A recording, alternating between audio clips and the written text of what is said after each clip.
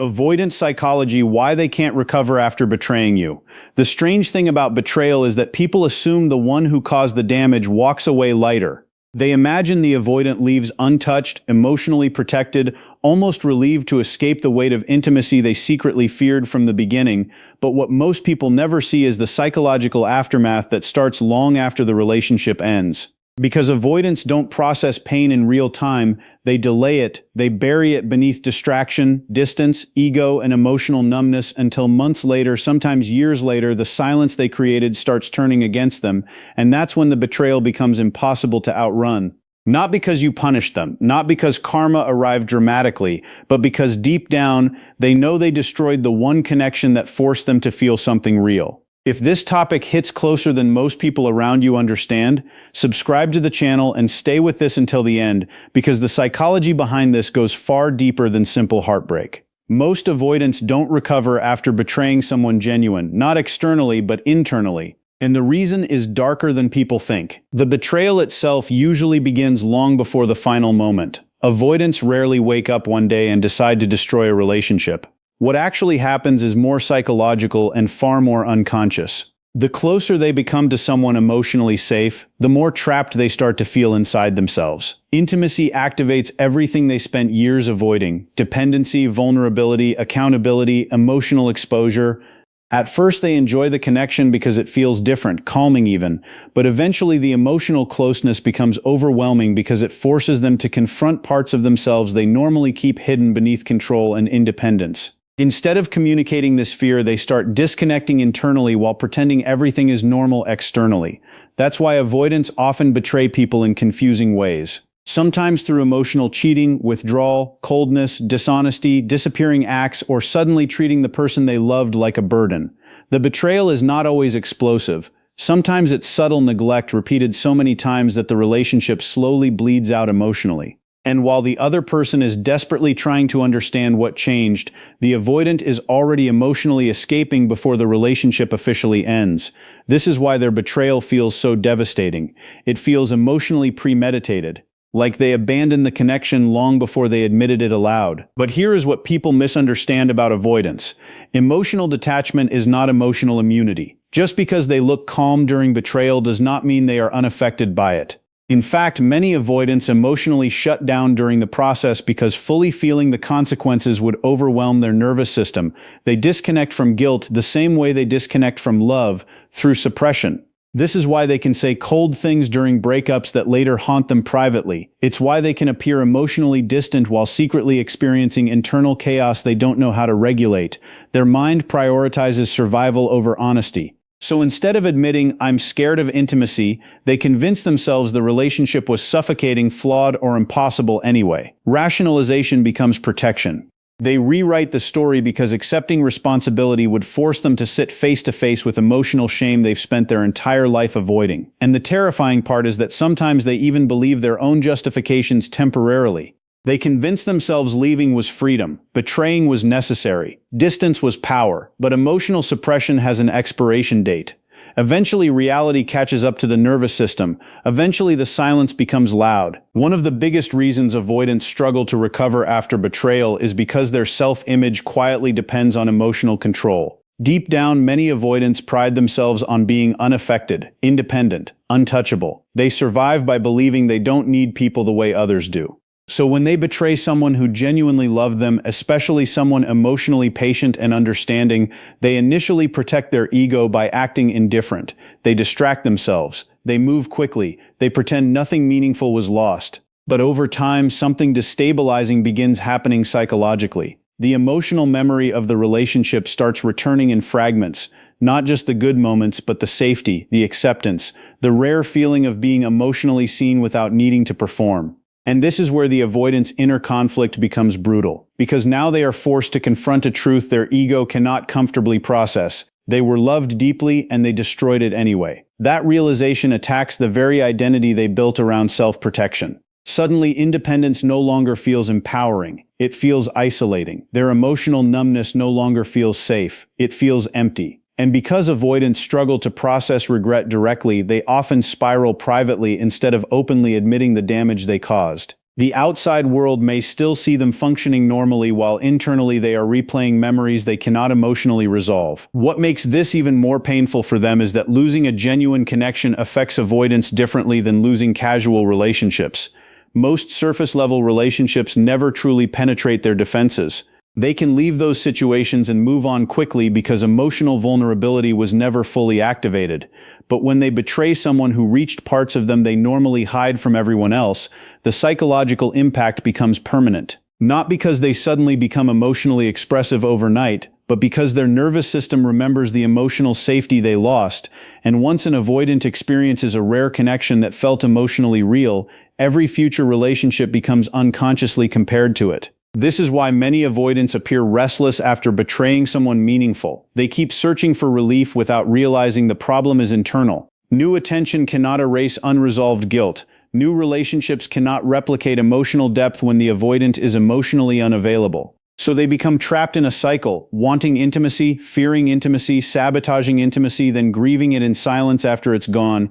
And the cruel irony is that the very person they pushed away often becomes the emotional standard their future connections fail to reach. That's why they can't fully recover, because betrayal may protect them temporarily from vulnerability, but eventually it forces them into something even more uncomfortable. Emotional emptiness with no one left to blame for it except themselves. What eventually breaks the avoidant's emotional numbness is not always losing you physically. Sometimes it's watching life continue without them while realizing they can no longer access the version of you that once loved them unconditionally. That is the moment the emotional shutdown begins cracking. At first it happens subtly. A random memory surfaces late at night. A sentence you once said suddenly makes sense months later. A place, a song, a quiet moment triggers emotions they thought they buried successfully.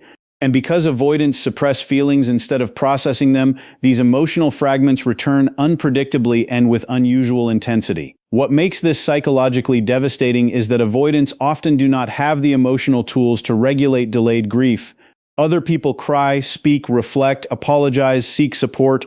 Avoidants isolate. They intellectualize their emotions instead of feeling them directly, so the grief stays trapped internally, recycling itself over and over inside the nervous system. This is why some avoidants become emotionally colder after betraying someone meaningful, not because they stopped caring, but because the emotional consequences became too overwhelming to face consciously.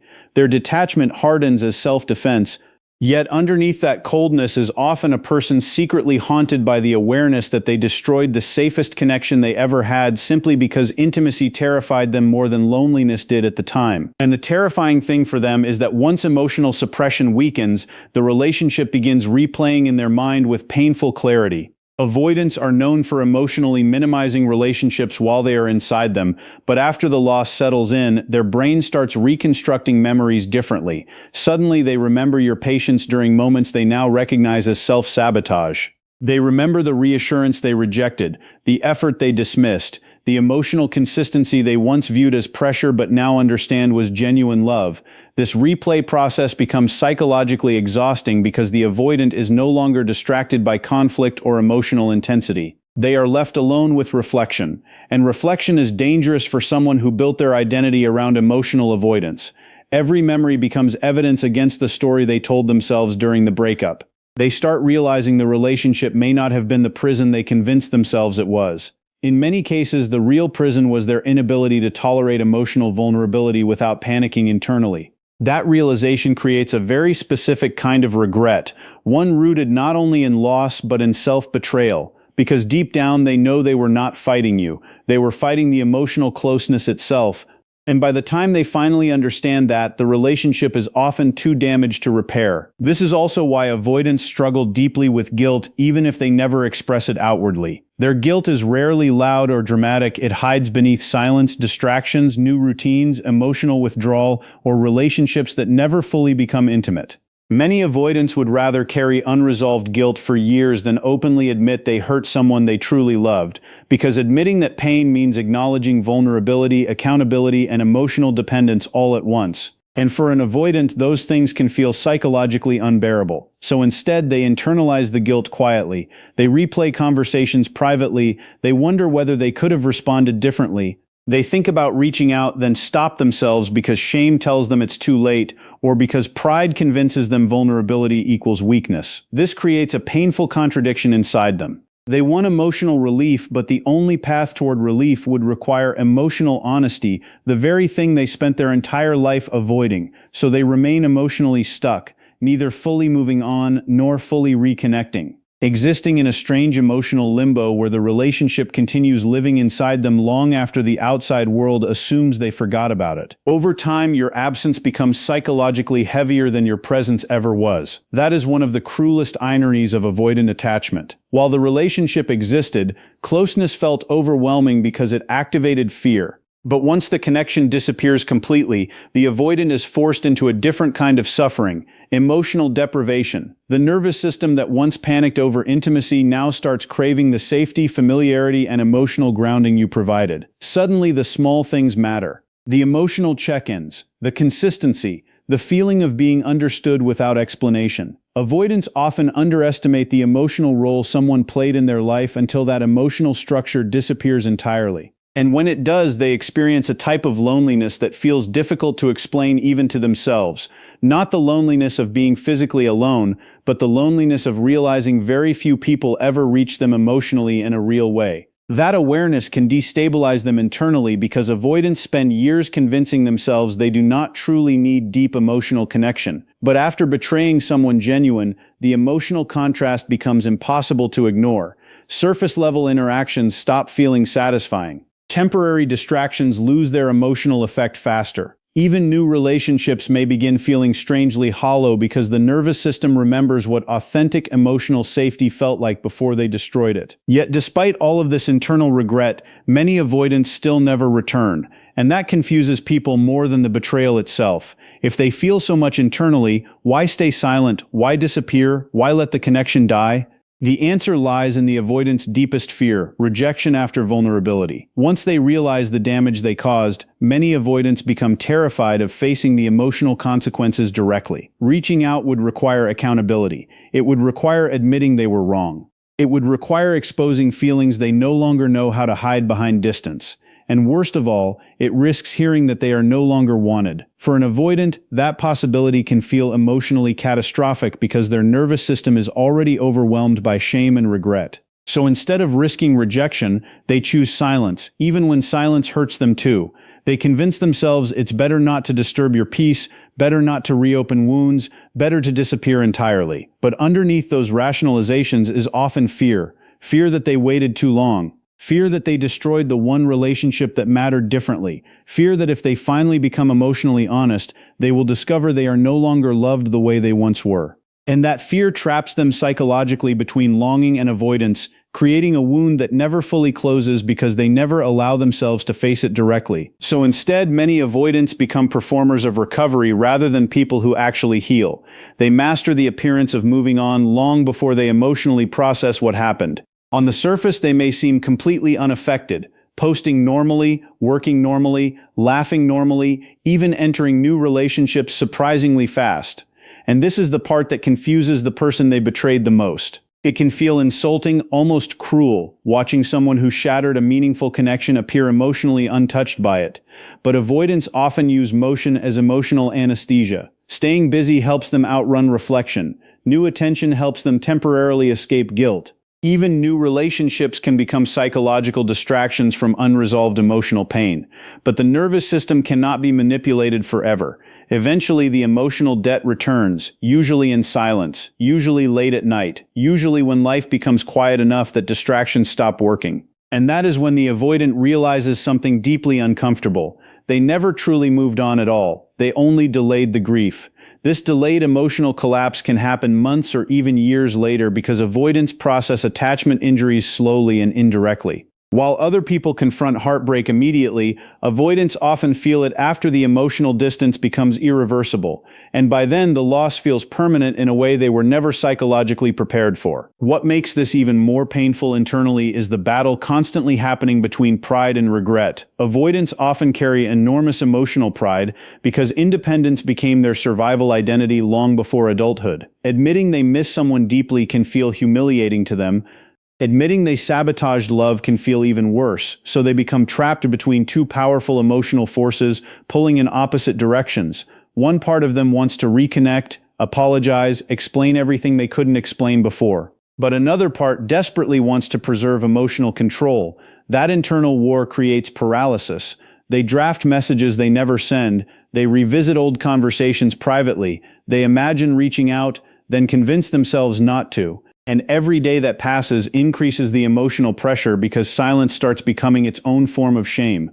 They know too much time has passed, they know the betrayal caused damage, they know vulnerability is now required to fix what distance destroyed. But avoidants are often psychologically wired to retreat precisely when emotional honesty becomes most necessary. So instead of facing regret directly, they suppress it again, yet suppressed regret does not disappear, it mutates. It becomes emotional heaviness, chronic restlessness, unexplained sadness, emotional numbness, or difficulty attaching securely to future people. This is why many avoidants seem emotionally off after losing someone meaningful. They may function externally, but internally they are carrying unresolved grief their nervous system never learned how to release properly. And the most tragic part is that many avoidants unknowingly sabotage their own healing because healing itself requires the one thing they fear most: emotional exposure. Real healing would mean sitting honestly with the damage they caused instead of escaping into rationalizations. It would mean admitting they hurt someone not because love was absent, but because fear was stronger than emotional courage at the time. It would mean accepting that intimacy was never the enemy, their fear of vulnerability was. But for avoidance, that level of self-awareness can feel psychologically destabilizing because it threatens the emotional defense system they built their entire identity around. So rather than fully confronting the truth, many remain emotionally divided. Part of them longs for deeper connection while another part still resists vulnerability instinctively. This creates a cycle where they continue repeating emotional patterns even while secretly grieving the consequences of those patterns. And the terrifying thing is that avoidants are often highly aware of this contradiction internally. They know they push away what they want most. They know they create emotional distance and then suffer because of it afterward. But awareness alone does not immediately create change, especially when avoidance has been their primary survival mechanism for most of their life. So they remain caught between emotional longing and emotional fear, unable to fully return to who they were before the betrayal, but also unable to fully evolve beyond it. This becomes especially visible in future relationships, because once an avoidant loses someone who genuinely reached them emotionally, every new connection starts carrying invisible comparisons. Not necessarily comparisons of personality or attraction, but comparisons of emotional depth. The avoidant begins noticing how rare it actually was to feel emotionally understood without needing to perform independence constantly. They start recognizing how difficult it is to recreate authentic emotional safety once trust has been broken internally. And this realization follows them quietly into future dynamics. They may date people who feel easier because the emotional stakes remain shallow. They may choose emotionally unavailable partners because those dynamics feel psychologically safer. But deep down, the nervous system remembers the difference between temporary comfort and genuine emotional connection. That memory becomes impossible to erase. This is why avoidants often revisit old relationships mentally long after they ended. Not because they enjoy suffering, but because the emotional imprint remained unresolved. The person they betrayed becomes symbolic of something larger, the version of themselves that almost allowed real intimacy before fear destroyed it. And every future relationship that lacks emotional depth quietly reminds them of what they lost through self-sabotage. Over time, this creates a loneliness that even avoidants struggle to deny. Not the dramatic loneliness people imagine, but a quieter, heavier form of isolation. The kind that exists even in crowded rooms. The kind that appears while lying awake at night realizing nobody truly knows them emotionally because they spent years hiding behind detachment. Avoidants often convince themselves they prefer independence, but after betraying someone meaningful, many begin confronting the emotional cost of living behind walls permanently, because emotional self-protection eventually turns into emotional starvation.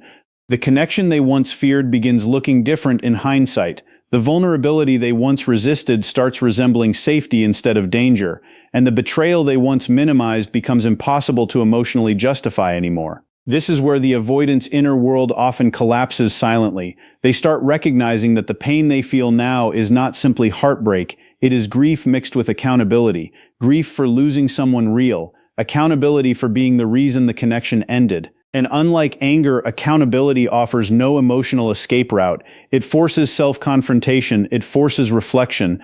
It forces them to sit with the terrifying possibility that they were loved deeply and still destroyed the relationship because they did not know how to receive healthy intimacy without panicking internally. That realization stays with avoidance far longer than most people realize. And once that realization settles in, something subtle but irreversible begins to happen in their internal world. The avoidant no longer sees the past relationship as something they simply left. It starts to feel more like something they survived emotionally but never resolved. That distinction matters because survival suggests closure while unresolved experience suggests lingering psychological debt. They begin to understand, often too late, that emotional avoidance doesn't erase attachment, it delays it. And what was once buried returns with more weight because it was never processed in real time. This is why some avoidants appear unexpectedly affected long after the relationship ended, not in obvious ways, not in dramatic breakdowns, but in quieter disruptions, a loss of emotional clarity, a persistent sense that something important is missing without being able to name it immediately, a recurring pull toward memories they thought they had outgrown. The mind tries to organize it logically, but the nervous system responds emotionally. And that mismatch creates internal tension that can last for a long time without resolution. At the same time, another psychological layer begins forming beneath the surface, the growing discomfort of irreversibility. Avoidants often operate under the unconscious belief that emotional distance always provides an exit, that if something becomes overwhelming, they can simply detach and regain control. But betrayal changes that equation completely because it introduces consequences that cannot be undone through avoidance alone. Once a deeply meaningful connection is damaged, the emotional reset button they rely on no longer exists. And this is where many avoidants begin to experience a quiet form of psychological pressure. They replay scenarios where they imagine doing things differently, not because they want to relive the relationship, but because their mind is trying to find a version of events where they didn't lose something irreplaceable through emotional shutdown. These mental simulations are not productive in a healing sense. They are attempts to regain control over an outcome that no longer exists. And every replay reinforces the same truth.